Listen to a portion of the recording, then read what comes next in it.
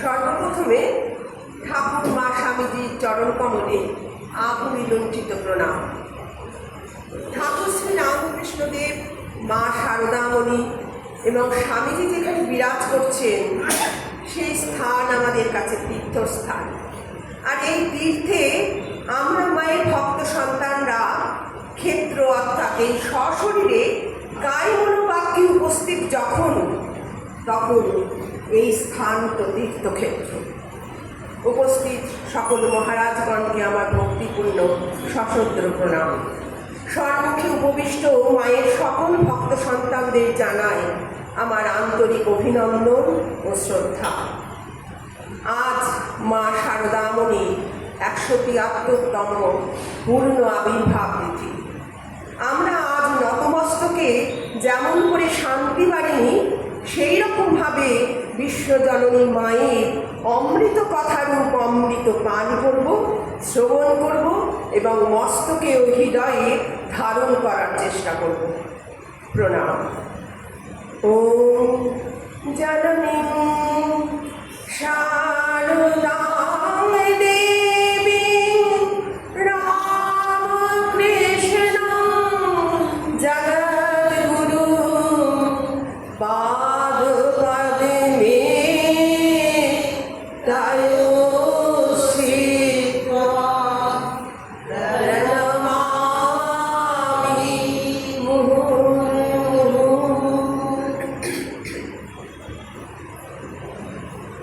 স্বামী অভেদানন্দজি মহারাজ মায়ের উপর একটি স্তোত্রগীতি রচনা করেছেন।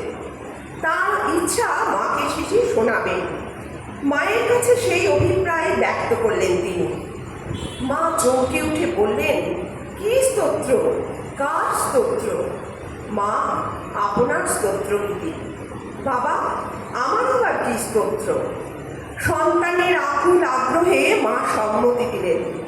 স্বামী অভেদানন্দজি হাঁটু গেড়ে বসে পড়তে লাগলেন তার সেই বিখ্যাত স্তোত্র, প্রকৃতি পরমা মা স্থির ধ্যানস্থা। অভেদানন্দজি যখন পড়ছেন রামকৃষ্ণ গত প্রাণাং, মা তখন স্পন্দনহীন। যখন বলছেন তার নাম শ্রবণ প্রিয়ম, তখন মায়ের চোখে জলের ধারা। অভেদানন্দজি বলছেন তদ্ভাব রঞ্জিতা কারাম। হঠাৎ অলৌকিক কিছু ঘটে গেল। আসনে মা নেই, তার জায়গায় বসে আছেন শ্রী শ্রী ঠাকুর। মা রূপান্তরিত হয়েছেন ঠাকুরে। এরপরে অভেদানন্দজির মনে হলো দৃশ্যে তিনিও নেই, শুধুই আছেন স্তোত্রটি। ঘটনাটি ঘটেছিল 1888 সালে বেলুরের নীলাম্বর মুখোপাধ্যায়ের বাগান বাড়িতে। মে মাসের মাঝামাঝি থেকে অক্টোবরের শেষ পর্যন্ত প্রায় 6 মাস মা সেই বাড়িতে ছিলেন। স্তোত্রটি শুনতে শুনতে তিনি চলে গিয়েছিলেন অন্য এক জগতে, যেখানে আলাদাভাবে নারী আর পুরুষের অস্তিত্ব নেই, আছে প্রকৃতি আর পুরুষ, শিব আর শক্তি। যেমন সাধকের সঙ্গীতে আছে তারা পরমেশ্বরী, কখনো পুরুষ কখনো প্রকৃতি।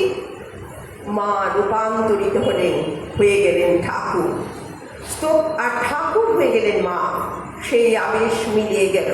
স্তোত্র পাঠক এবং শ্রোতা মুখোমুখি। পূর্বে প্রবাহিত গঙ্গা, মা বসে আছেন গোলাপ মা, যোগীর মা। মা স্বামী অভেদানন্দজিকে আশীর্বাদ করলেন, তোমার মুখে সরস্বতী বসু। স্তোত্রের প্রথম চরণ কি? প্রকৃতি পরমাং অভয়াং বরদাং নবরূপ ধরাং জনতাপহরাং। মা, তুমি কে? তোমার পরিচয় কি? তুমি আদ্যা প্রকৃতি স্বরূপা। তুমি নরদেহ ধারণ করেছ। কেন করেছ? মানবের দুঃখ হরণ করবে, তারপর লজ্জা পটাবৃতে শারদে জ্ঞানদায়িনে মা জ্ঞান দান করবেন। সেই ঠাকুরের কুটোমাদা ঠাকুর চয়ন করে আনলেন জয়রামবাটির লোক সমাজ থেকে। 19 শতকের অন্ধকার একটি গ্রাম। মা এসেছিলেন 1853 সালের 12 ডিসেম্বর। দুর্গম একটি পল্লী। কলকাতা থেকে পৌঁছতে প্রায় 2.5 দিন। যাত্রাপথে বিবাহের বর্ণনা দিচ্ছেন স্বামী বিরজানন্দ। 1892 সালের অবস্থা। ট্রেনে বর্ধমান, একটি জটিতে রাত্রিবাস, পরের দিন ভোরে যাত্রা শুরু। দ্বারকেশ্বর পার হয়ে দুপুরবেলা কামারপুকুর। কামারপুকুর থেকে জয়রামবাটির দূরত্ব প্রায় দুই ক্রোশ। মাঠে রাত ধরে হাঁটা, পথে পেরোতে হবে আমোদর নদ। সুদূর গ্রামের সংকীর্ণ পরিমণ্ডল, কৃষি ও ধর্মাশ্রিত জীবন ও সংস্কৃতি, সংস্কার আর কুসংস্কারের পীঠস্থান। মানুষের অর্থনৈতিক অবস্থা ভালো নয় এবং সামাজিক ও রাজনৈতিক উভয় অবস্থায় এলোমেলো।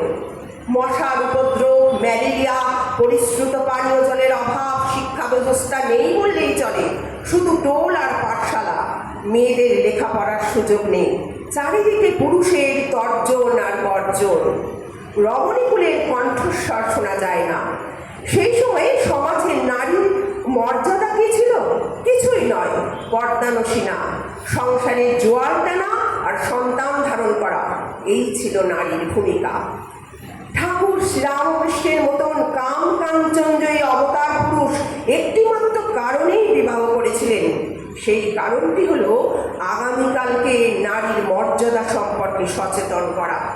কৃষ্ণাবতার শ্রী চৈতন্য বলেছিলেন, উপদেশ নয়, আপনি আচরি ধর্ম অপরে শেখাও।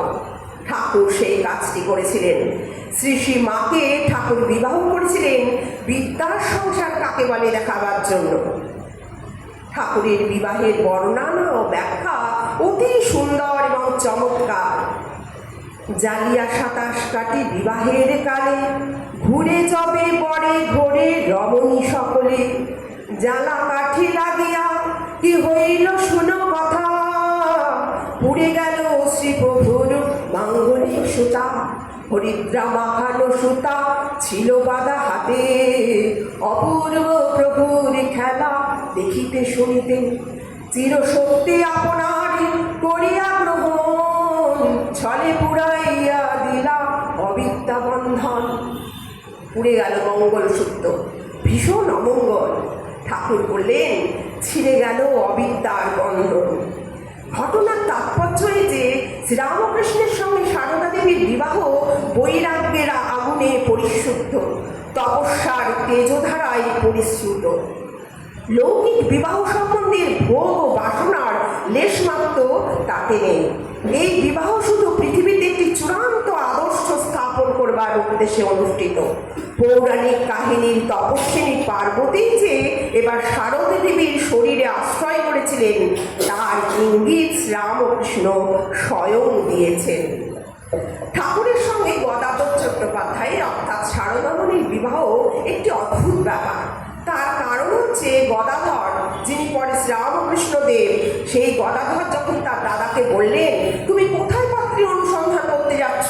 জয়রামবাটিতে তো কুটো বাঁধা আছে। এই যে ঠাকুরের সিলেকশন, ঠাকুর তো বলেই দিলেন কোথায় খুঁজতে যাচ্ছ। তখন একটা ব্যাপার ছিল, এখানে যেমন বরপক্ষকে টাকা দিতে হয় কনে পক্ষকে, তখনকার দিনে কিন্তু কনে পক্ষকে টাকা দিতে হতো বরপক্ষকে। তা এই যে ঠাকুরের বিবাহ, এ তো সামান্য একটি বিবাহ বলা যাবে না, এটা অদ্ভুত ধরনের সংযোগ। একটা শাস্ত্রে আছে, ধরো একটা ছোলা, সেই ছোলাটিকে আমরা ভেজালাম, সেই ছোলাটি টইটুম্বর হলো। এবার ছোলাটির যখন আমরা খোসা ছাড়ালাম, তখন কি দেখা গেল?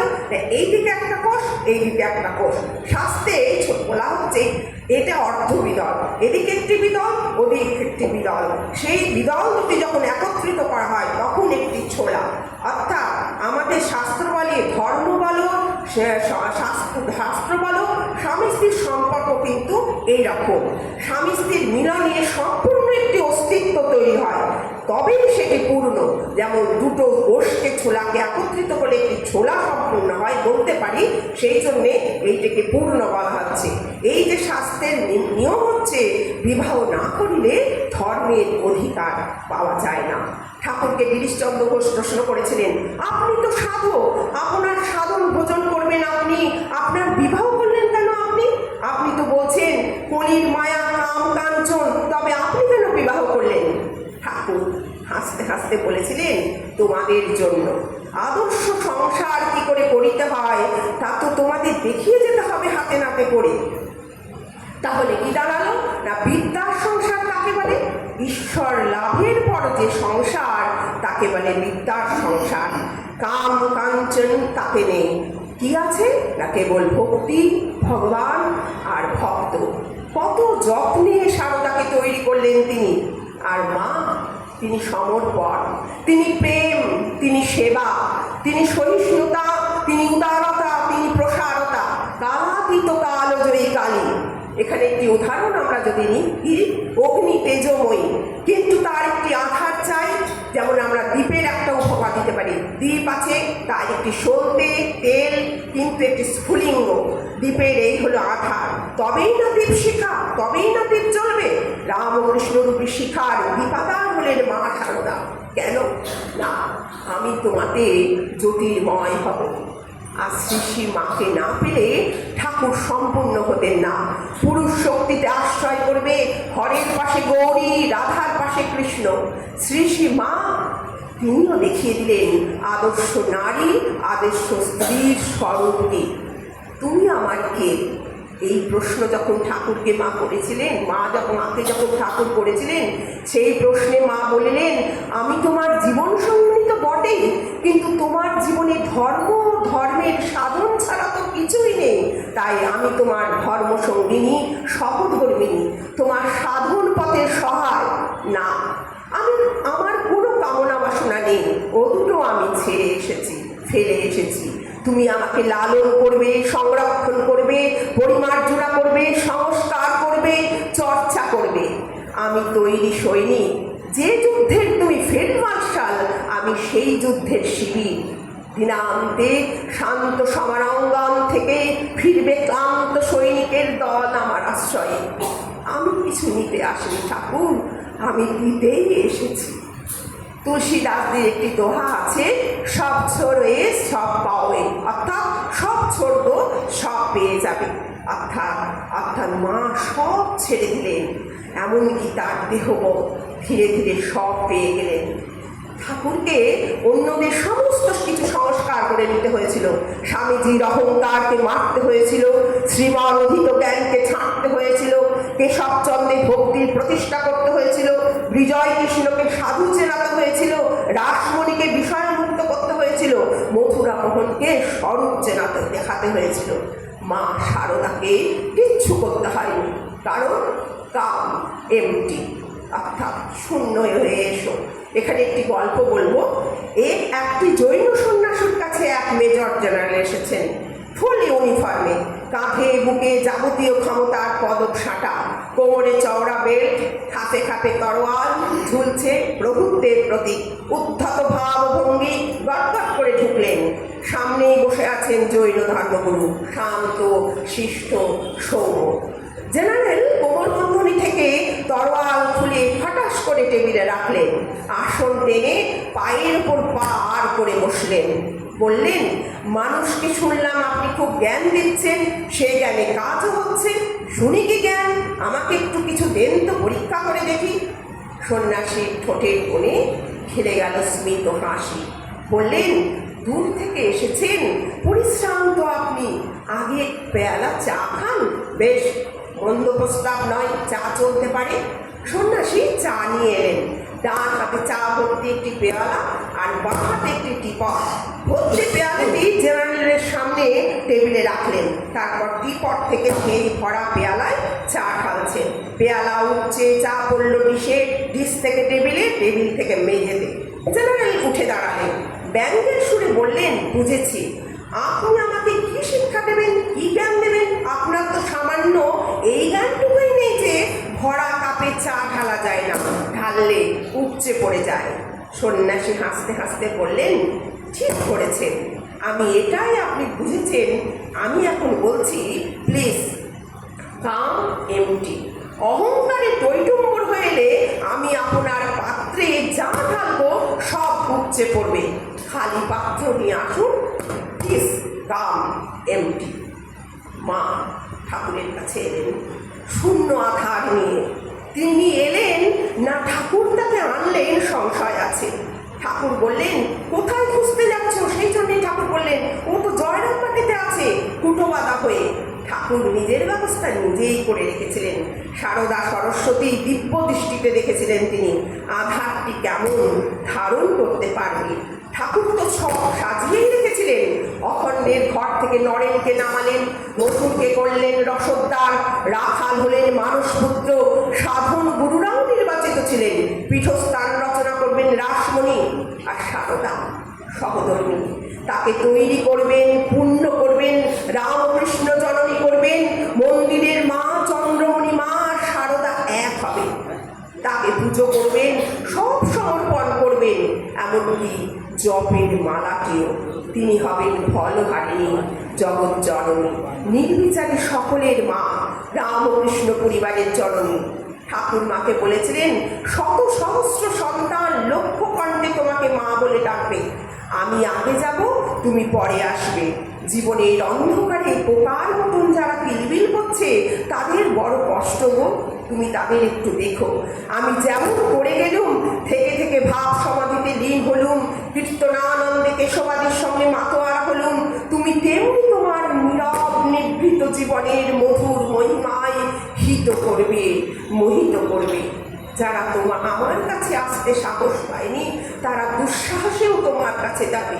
তুমি সতেরও মা হবে, অসতেরও মা হবে।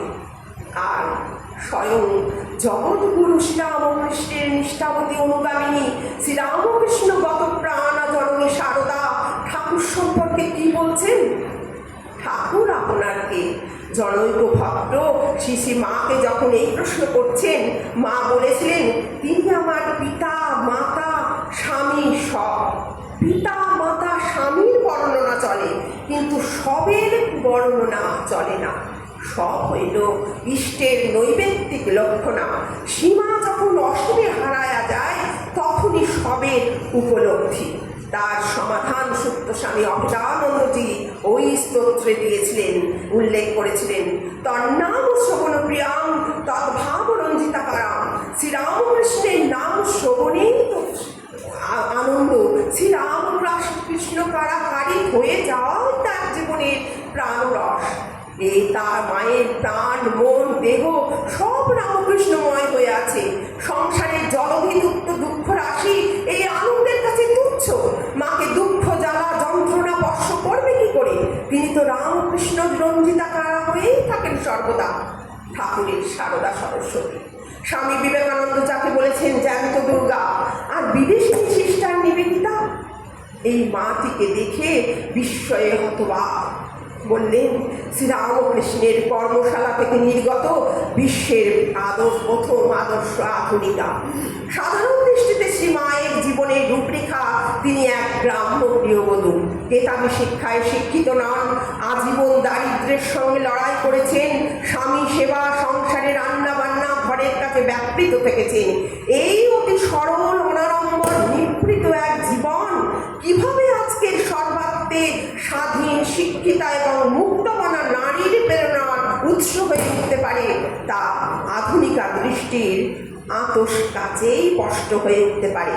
এই অবগুণ্ঠনবতী নারী, অবতার বরিষ্ঠ শ্রীরামকৃষ্ণের শক্তি, মায়ের জীবন দর্শন, তার গভীর প্রজ্ঞা ও দূরদৃষ্টি। তাই সমস্ত নারীর মা, সমস্ত ভক্তের আশ্রয়। তিনি বলেন, আমি তো তোমাদের সকলের মা। তার এই একটি মাত্র বাক্য বদলে দিয়েছিল হাজার হাজার জীবনের গতি। তিনি মমতা দিয়েছেন, ধৈর্য শিখিয়েছেন, ভক্তি ও সংসারের মধ্যে আধ্যাত্মিকতার সূক্ষ্ম যোগ দেখিয়েছেন। মা, গুরু, শিক্ষিকা, তিনিই কেন্দ্র। তিনি গড়ে তুলেছিলেন এমন এক আদর্শ যেখানে মহিলা শিক্ষার বিকাশ, সংসার ধর্মের নিষ্ঠা এবং আধ্যাত্মিক সেবার পথ একসঙ্গে যুক্ত। শিশু থেকে বৃদ্ধ সকলের আশ্রয় ছিলেন তিনি। তার জীবনের প্রতিটি পদক্ষেপ ছিল ভক্তি, প্রেম, আত্মত্যাগ ও করুণার নিস্তব্ধ ব্যাখ্যা। ভাবলে অবাক লাগে, ঊনবিংশ শতাব্দীতে হিন্দু ব্রাহ্মণ ঘরের এক বিধবা মহিলা জয়রামবাটিতে মুসলমান ছেলে আমজাদকে বাড়ির দাওয়ায় বসিয়ে খাওয়াচ্ছেন, আর খাওয়ার পর নিজ হাতে তার খাবারের পাত পরিষ্কার করতে করতে বলছেন, শরৎ আমার যেমন ছেলে, আমজাত আমার ছেলে। শরৎকে না স্বামী সারদানন্দ বেলুর মঠ এবং সম্পাদক ছিলেন প্রথম বিবেকানন্দের গুরু ভাই, তাকেও বলছেন শরৎ আমার ছেলে আর আমজাত আমার ছেলে। আর তার আদর বিদেশিনী সিস্টার নিবেদিতা তার আদরের খুঁটিকে চুম্বন করছেন, করে তাকে খাইয়ে দিচ্ছেন। ভাবা যায় সময়ের থেকে তিনি কত এগিয়েছিলেন। শিবের ওপর যেমন শক্তির লীলা, কৃষ্ণের উপর যেমন শ্রীরাধিকার টান, শ্রীরামকৃষ্ণের শক্তি কেন্দ্রে অধীশ্বরী সারদা। জননী সারদা নিত্যা, মা হলেন সুধাসাগর। মা, তোমার তীরে তৃষ্ণার্ত মানুষ যারা সংসারে সুখ খুঁজতে গিয়ে কাটা গাছে ক্ষত বসত, যারা সুধার বদলে কষায় ছেকেছে, সুখের সন্ধানে বেতাল হয়েছে, তারা ছুটে আসবে তোমার আশ্রয়ে তরঙ্গে দিয়ে সাঁতার, সারদা নামের ভেলা ধরি। শূন্যকে তুমি করবে পূর্ণ, আর পূর্ণকে বিপুল শূন্য করে তোলাই তোমার সাধনা। বিশ্বাস, মাকে বিশ্বাস, স্তুতি নয়, 5 শিখে 5 আনা বিশ্বাস। অহং শূন্য ডাকে মায়ের সাড়া দেওয়া সহজ হয়ে যায়। মায়ের ভক্ত সন্তানদের যাদের বেশিরভাগেরই জপধ্যানের মন নেই অথবা সময় নেই, তারা অন্তত একাগ্র চিত্তে প্রার্থনাটুকুন করব মাতৃপদে, সমস্ত অহংকার নুইয়ে ফেলে পরহিতের জন্য অনিত্য হোক তাদের প্রার্থনা। অতঃপর পড়িয়ে ভবসাগরে ডুবে মাতনুর তরি, মায়া ঝড় মোহ তুফান ক্রমে বাড়ে গো শঙ্করী। একে মন মাঝে আনারি, তাহে 6 জন গোয়ার দাড়ি। বাতাসে দিয়ে পারি, হাবুডুবু খেয়ে মরি। ভেঙে গেল ভক্তির হাল, ছিঁড়ে গেল শ্রদ্ধার পাল। তরি হলো পাঞ্চাল, উপায় করি। উপায় না দেখি আর অকিঞ্চন ভেবে সার, তরঙ্গে দিয়ে সাঁতার শ্রী সারদা নামের ভেলা ধরি।